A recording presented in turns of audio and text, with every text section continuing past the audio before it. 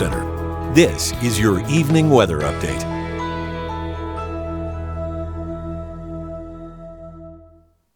The big weather story across our area the next several days will be the increasing heat and humidity as we head through the latter part of the week already. And it's somewhat rare to have one of these 2 days ahead of time, but an excessive heat watch is in place from the National Weather Service for all of southern Middle Tennessee, northwest Alabama, back into northeast Mississippi from the late morning and through the evening of Thursday.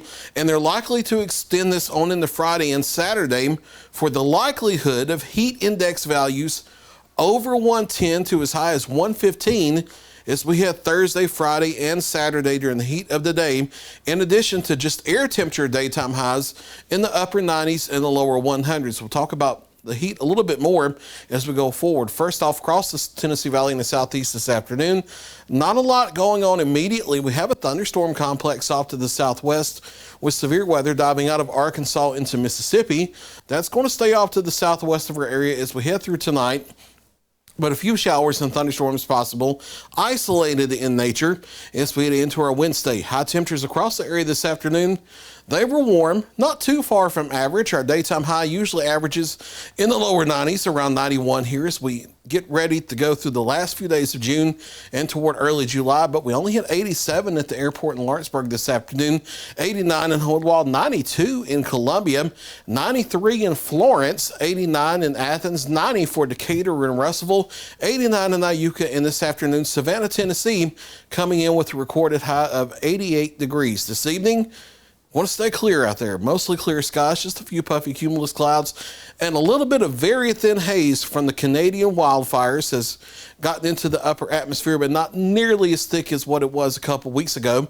Dropping out of the 80s and 90s into the 70s this evening, 60s overnight. Then as we get closer to daybreak, clouds start to increase from what will be a dying thunderstorm complex off to the northwest that may give us a shower or a thunderstorm as we head through our Wednesday. Here's the Futurecast breakdown with a HER model, high resolution rapid refresh, because it's been doing a good job handling the weather across the southeast so far today, and I think it's doing an okay job with tomorrow as well. So dropping out of the 80s into the 70s as we head through the overnight hours, and then toward the mid 60s for morning lows around daybreak. Notice clouds do increase toward the morning, and that dying thunderstorm complex fades away as it approaches the area, but maybe a lingering shower or a stray thunderstorm from it in the afternoon. Otherwise, daytime highs in the low to mid 90s, maybe a couple degrees, not as warm as what the model here is showing at face value, but low to mid 90s likely across the area. And then we only get warmer from here on out. Isolated showers and thunderstorms possible for Thursday and Friday before we start to increase the rain chances a bit more as we head through the latter part of the weekend, especially Saturday night and Sunday. We have this big ridge of high pressure in the upper levels of the atmosphere that was centered over the southern plains last week. It's building into the southeast this week. That's also shifting the storm track northward. So that's what's giving us the hot weather as we head forward. And here are the temperatures and heat index values we're talking about. Thursday, Friday, and Saturday, daytime highs, the air temperatures, not the heat index values, daytime highs between the far upper 90s and the lower 100s, between 98 and as warm as 104 in areas. Heat index values in this time over 110, very possible, and I can't rule out as warm as 114 to 115. This isn't something that's unheard of. Every few years we do see some heat like this, so we're not talking about record-breaking heat, anything like that. However, it doesn't matter how often we see it during the summertime. That doesn't make it any less dangerous. This is dangerous heat. If you're out in it for any prolonged period of time, you have to stay hydrated. You have to take breaks as often as you can. Check on the elderly, check on the children, make sure they're not stuck in this heat for long. Don't leave a pet or a person in a vehicle. That's highly dangerous. We'll get through this together here, but you are going to have to pay attention to your body and the people around you and stay hydrated as we go forward to the latter part of the week. And then as we head to Sunday and that ridge starts to break down back to the lower 90s, right around where we should be. Heat index value is still around 100, but not that excessively high danger heat that we'll have Thursday, Friday, and Saturday. Back closer to what we usually expect this time of year. We're watching the tropics very carefully as well. We have one disturbance crossing the Lesser Antilles into the Eastern Caribbean. No development expected from that. You see the intense wind shear with the clouds blowing from southwest to northeast here. Same thing with this disturbance with the wind shear here, but this is the remnant disturbance that was once Tropical Storm Cindy over the weekend.